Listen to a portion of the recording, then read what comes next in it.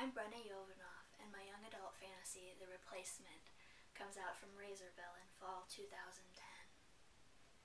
It's a story about a boy named Mackie Doyle who has grown up with a dangerous secret. He's a replacement, which means he's a baby who was left behind with a human family when their real son was stolen by some very strange people who live under the local slag heap. The book is about Mackie's efforts to figure out what's really going on in his town and also to figure out where he really belongs.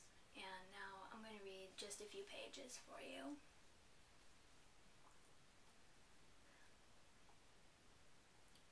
I was in kindergarten the first time my dad told me about Kellen Corey. The story was short, and he told it over and over, like Winnie the Pooh or Goodnight Moon. When my dad told it, I could see the important parts, like scenes from an old movie, flickering and grainy. Kellen Corey would be quiet and polite, a grown-up, maybe in his 30s. He was like me, mostly, except that he had an extra set of joints in his fingers, and I always pictured him in black and white. He ran a music repair shop on Hanover Street and lived above it in a little kitchenette apartment. He couldn't tune pianos because he couldn't stand to touch the steel wires, but he was honest and fair, and everyone liked him. His specialty was fixing violins. When kids started to go missing, no one thought that much about it. It was the Depression, and no one had enough food or enough money, and kids were always disappearing. They got sick or ran away or died from accidents or starvation, and that was too bad. But no one really got suspicious or asked that many questions. Then the sheriff's daughter disappeared. This was in 1931, just before the end of October. Kellen Corey had never hurt anyone, but it didn't matter. They came for him anyway.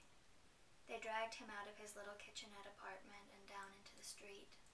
They burned out his shop and beat on him with wrenches and pipes. Then they hung him from a tree in the oak grove at the end of Heath Road with a bag over his head and his hands tied behind his back. They left his body there for a month. The first time my dad told me this, I didn't get what he was trying to say.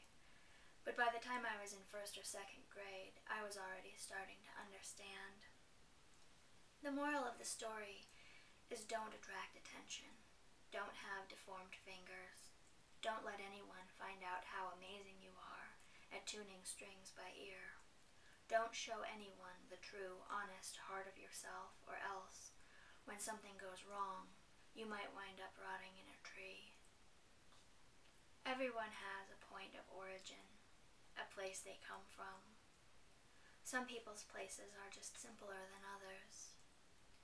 I don't remember any of this, but my sister Emma swears it's true and I believe her. This is the story she used to tell me at night when I would climb out of bed and sneak down the hall to her room. The baby in the crib, crying in that anxious, fussy way. His face is shiny between the bars. The man comes in the window, bony, wearing a black coat, and grabs the baby up. He slips back out over the sill, slides the window down, pops the screen back in, is gone. There's something else in the crib. In the story, Emma's 4 years old. She gets out of bed and pads across the floor in her footy pajamas. When she reaches her hand between the bars, the thing in the crib moves closer. It tries to bite her, and she takes her hand out again but doesn't back away. They spend all night looking at each other in the dark. In the morning, the thing is still crouched on the lamb and duckling mattress pad, staring at her. It isn't her brother. It's me. I hope you enjoyed this sample from The Replacement, and thank you for watching.